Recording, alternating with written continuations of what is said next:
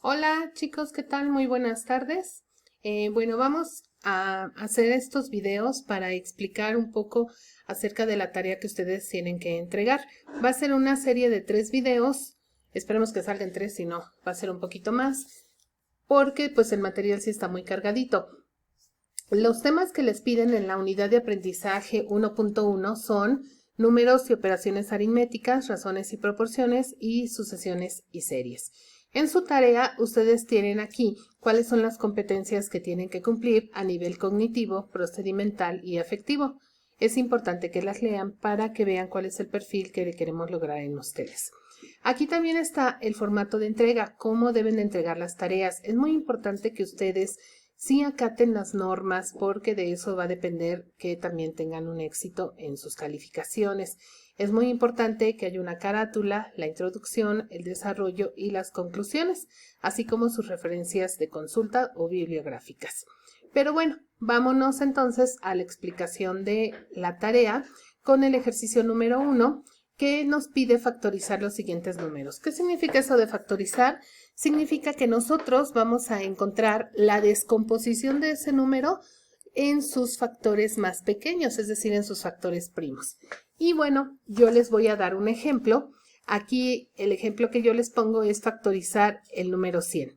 Para esto, yo les recomiendo que el número 100 lo escriban del lado izquierdo, pongan una rayita para que podamos ir viendo cuáles son sus divisores. El 100 lo podemos dividir entre 2 y 100 entre 2 nos resulta 50. El 50 otra vez tiene mitad. Mitad de 50 son 25.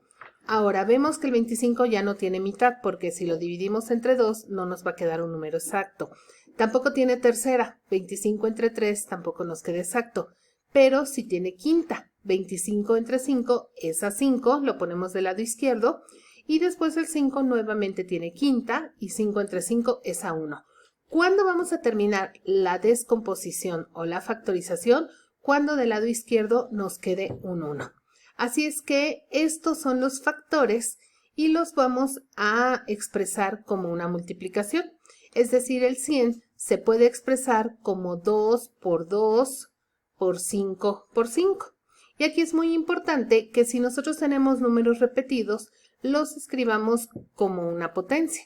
Recuerden que 2 por 2 es lo mismo que 2 al cuadrado y 5 por 5 es lo mismo que 5 al cuadrado.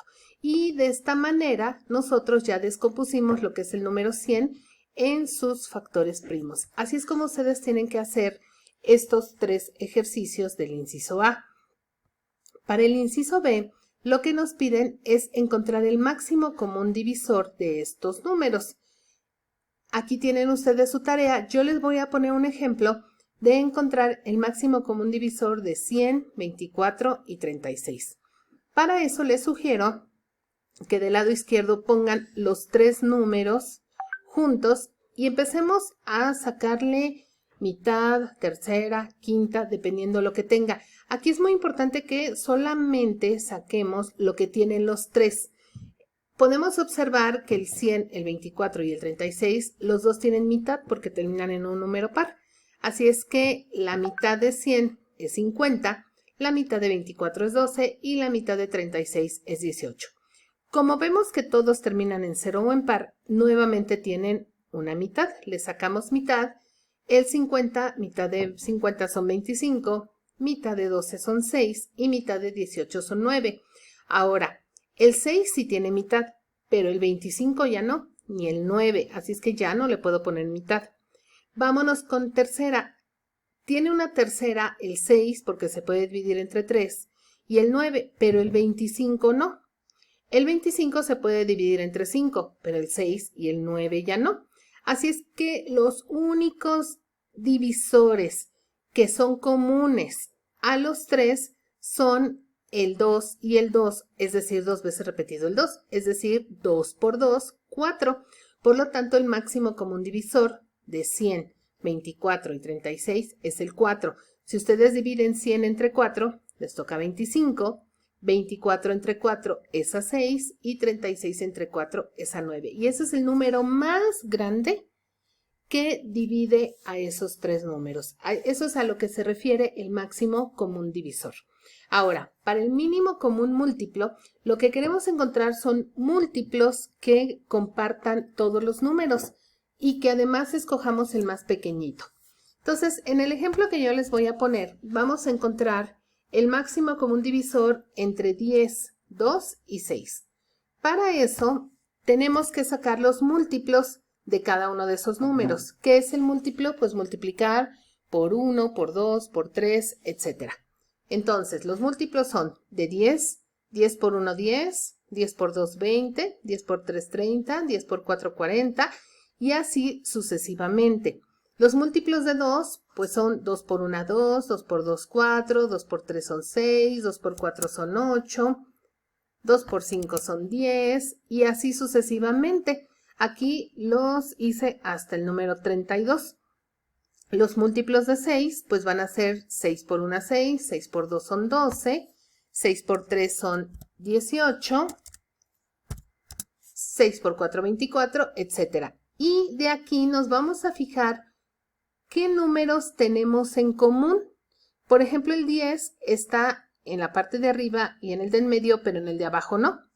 Vámonos con el 20. El 20 está en el primero y en el segundo, pero en el tercero no. El 30 está en el primero, está en el segundo y está en el tercero. Así es que ese es el número que es común a los tres. Aquí tenemos el 30. Vamos a ver si lo puedo,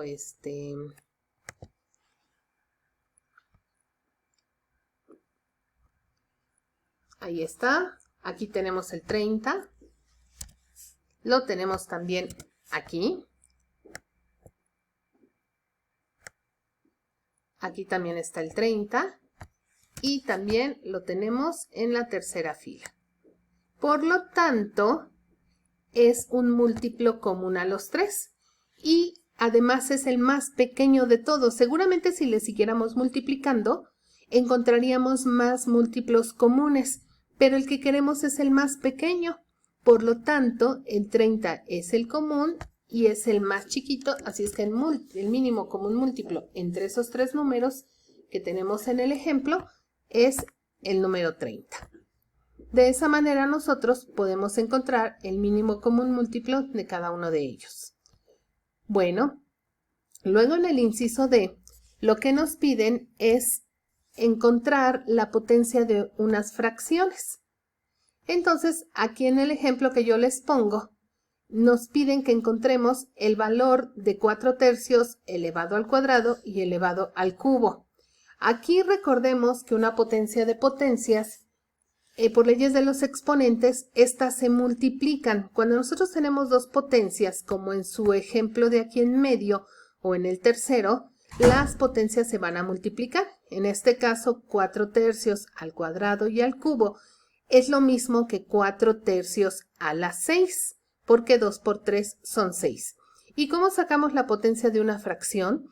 Bueno, pues se le pone su potencia a cada número, al numerador, que es el de arriba, y al denominador, que es el de abajo. Por lo tanto, esto nos queda 4 a la 6 sobre 3 a la 6. Así es que, si nosotros vemos 4 a la 6, nos va a resultar, déjenme, lo ponemos aquí, 4 a la 6, si lo hacen en la calculadora, es 4096. Es multiplicar 4 por 4 por 4 por 4 6 veces. Y 3 a la 6 son 729. Es multiplicar 3 por 3 por 3 6 veces. Y de esa manera nosotros ya encontramos cuál es el valor de este número. Así es como nosotros lo vamos a hacer. Muy bien. Vamos a dejarlo aquí y en el siguiente video vamos a explicar lo de las operaciones fundamentales de las fracciones. Muchas gracias, nos vemos en la segunda parte. Cuídense mucho.